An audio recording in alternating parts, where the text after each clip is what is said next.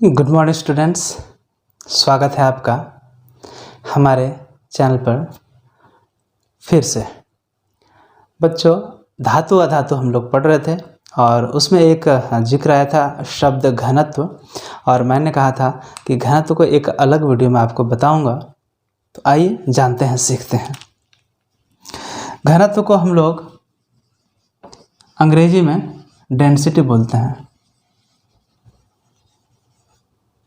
ठीक है। जिस तरह शब्द होता है पितृत्व, पिता का गुण, मातृत्व, माता का गुण, भ्रातृत्व, भाई का गुण, बंधुत्व, भाईचारा का गुण होता है।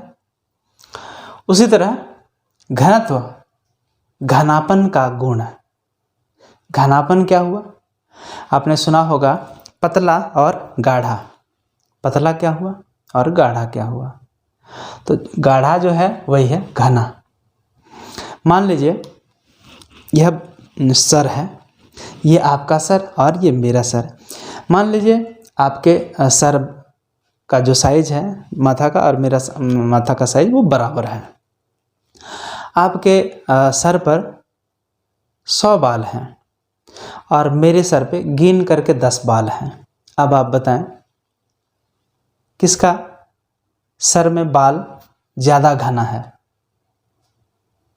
बिल्कुल आप बोलेंगे कि आपके, ठीक है, आपके सर में ज़्यादा घना बाल है, क्योंकि साइज उतना ही लेकिन बालों की संख्या ज़्यादा है। ऐसे ही यदि हम 2 समान साइज का ग्लास लें, ठीक है, 2 समान साइज का ग्लास लें, ठीक है, और इसमें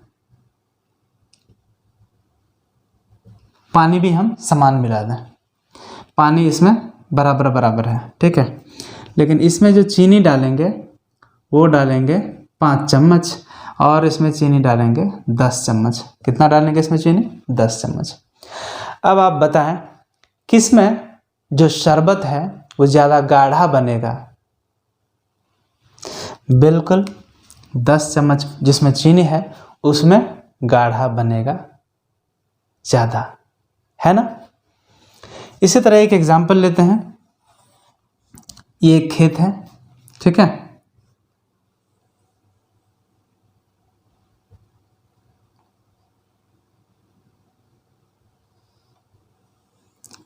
ये एक बड़ा खेत है और ये एक छोटा खेत है। यह जंगल है, ठीक है, मैदान है। ये बड़ा मैदान, ये छोटा मैदान, समझ गए। इसमें 100 पेड़ हैं, ध्यान देंगे, इसमें 100 पेड़ हैं और इसमें भी 100 पेड़ हैं। देखें पेड़ों की संख्या दोनों में बराबर है, इसमें भी 100 पेड़, इसमें भी 100 पेड़। खेत को देख करके या जंगल एरिया को देख करके आप बताएं किसमें पेड़ों कौन सा जंगल जो है वो घना होगा, ज़्यादा घना मतलब गाढ़ा होगा? देख करके आप बताएं, थोड़ा सा सोचें। बिल्कुल छोटा वाला जो खेत है उसमें घना होगा, नज़दीक नज़दीक में पेड़ लगा होगा तभी 100 अटेगा, और वो ज़्यादा बड़ा एरिया है तो वहाँ कम घना है वो, ठीक है, वहाँ गाढ़ापन कम है, गहरा जो है गाढ़ा वो कम है, ठीक है। तो हमने अभी क्या देखा कि जब समान है पानी दोनों में, तो जिसमें चीनी की मात्रा ज़्यादा डालते हैं वो ज़्यादा गाढ़ा हो जाता है, ठीक है। जिसमें ज़्यादा डालते हैं मात्रा चीनी की तो वो गाढ़ा हो जाता है। मतलब मात्रा ज़्यादा होता है तो जो है घनत्व वो ज़्यादा हो जाता है। देखिए मात्रा चीनी की ज़्यादा डाला तो घनत्व ज़्यादा हो गया, ठीक है। अब यहाँ देखें, क्या देख रहे हैं कि ये जो एरिया है, यदि यहाँ पे क्या किया था, पानी जो है उसको मैंने स्थिर कर दिया था और मात्रा को बदल रहे थे, चीनी को बदल दे रहे थे। यहाँ हमने मात्रा बराबर रखा। अब एरिया बोलें या फिर इसको आयतन बोल सकते हैं, यहाँ पे आयतन होगा। आयतन जो है उसको मैंने बदल दिया, आयतन बड़ा कर दिया तो क्या हुआ? तो घनत्व कम हो गया। उल्टी बात है ना, वहाँ था मात्रा ज़्यादा किया तो घनत्व भी ज़्यादा, दोनों बराबर हो रहा है। मात्रा कम कर देंगे तो घनत्व भी कम हो जाएगा, है ना। मात्रा कम चीनी की, घनत्व भी कम। मात्रा ज़्यादा चीनी की तो घनत्व भी ज़्यादा, गाढ़ा बढ़ जाएगा। लेकिन यहाँ क्या है, यहाँ खेत छोटा तो घनत्व ज़्यादा, उल्टी बात हो रही है। घनत्व ज़्यादा, खेत छोटा। कब? मात्रा स्थिर कर दिए 100 पेड़। और खेत बड़ा तो घनत्व छोटा, क्योंकि इसमें गहराई कम हो गई, गाढ़ापन जो घनापन है जंगल का वो कम हो गया। दूर दूर में पेड़ लगाना पड़ेगा तब तो पूरा अटेगा, समझ गए। तो यहाँ जो आयतन बड़ा तो घनत्व छोटा, मतलब जो आयतन है उसका व्युत्क्रमानुपाती, मतलब उल्टा होता है किसका? घनत्व का होता है ना। इसलिए इसको हमने नीचे लिखा, व्युत्क्रम उल्टा करके लिखा। यदि घनत्व को हम लोग d से दिखाएं, समझ गए, तो और मात्रा को m से दिखाएं तो ऐसे हो जाएगा। और घनत्व को d से दिखाएं और इस आयतन को v से दिखाएं तो ऐसे हो जाएगा। इस दोनों को जब हम लोग मिला देंगे तो हो जाएगा d समानुपाती ये m गुना 1/v। और आगे ले जाएंगे तो यहाँ कोई एक स्थिरांक हो जाएगा और d बराबर मान लिया जाएगा m/v। इसको देख करके अब फॉर्मूला सही सही बनेगा। क्या बनेगा? फॉर्मूला बन गया कि मात्रा बढ़ेगा, चीनी की हो या कोई भी चीज़ की हो, चीनी के हो या बालों की संख्या हो या पेड़ों की संख्या हो, उसको यदि बढ़ाएंगे तो घनत्व बढ़ता जाएगा। और यदि आयतन घटाएंगे तो घनत्व बढ़ेगा। आयतन बढ़ा देंगे तो घनत्व घटेगा। नीचे बड़ा करेंगे ऊपर घट जाएगा, याद रखो। नीचे छोटा करेंगे ऊपर बड़ा दिखने लगेगा, समझ गए। इसलिए ये उल्टा है, ये दोनों उल्टे होते हैं लेकिन ये दोनों बराबर होते हैं। मात्रा बढ़ाएंगे घनत्व बढ़ेगा, मात्रा घटाएंगे घनत्व घटेगा। यहाँ उल्टा होगा, आयतन बढ़ाएंगे घनत्व घट जाएगा, आयतन छोटा करेंगे घनत्व बढ़ जाएगा, समझ गए। तो ये था घनत्व की प्रकृति, समझ गए। तो और यही कारण है, आपने सुना होगा एक घटना के बारे में कि जब हम तालाब में या समुद्र में, ठीक है, तालाब में या समुद्र में, मान लीजिए तालाब का पानी है जिसमें कुछ चीज़ नहीं है, वो साफ़ है, और समुद्र का पानी है जिसमें चीनी नहीं, नमक है, क्योंकि हम लोग नमक कहाँ से बनाते हैं? समुद्री नमक, समुद्र के पानी से। तो समुद्री पानी में नमक है और तालाब के पानी में नमक नहीं है। अब बताएं कौन सा पानी का घनत्व ज़्यादा होगा?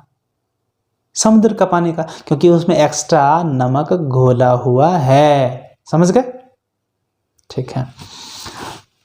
इसी तरह ये समुद्र में तैरना आसान है या तालाब में तैरना आसान है?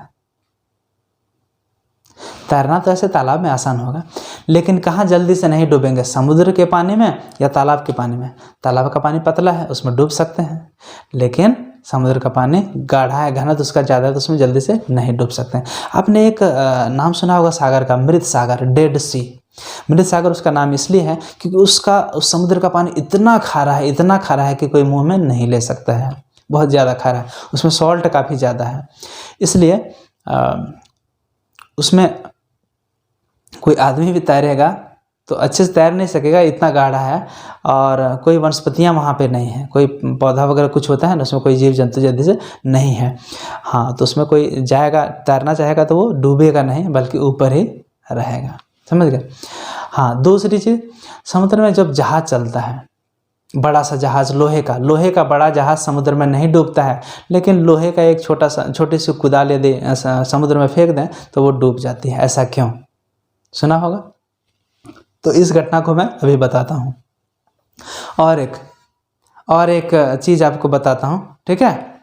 एक चीज़ ये बताता हूँ कि एक गिलास लेना, ठीक है, उसमें आधा गिलास पानी डाल दें और उसके ऊपर में आप सरसों तेल, किरासन तेल, पेट्रोल कुछ भी डाल दें।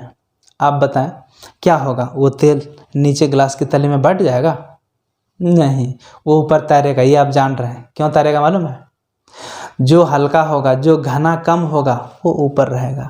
पानी का घना तो वहाँ ज़्यादा है, वो नीचे है, वो उसको डूबने नहीं दिया, समझ गए। और तेल का घना तो कम है, इसीलिए तेल से जब कहीं आग लगती है तो उसको पानी से नहीं बुझाते हैं, क्योंकि पानी नीचे जाके बैठ जाता है, समझ गए।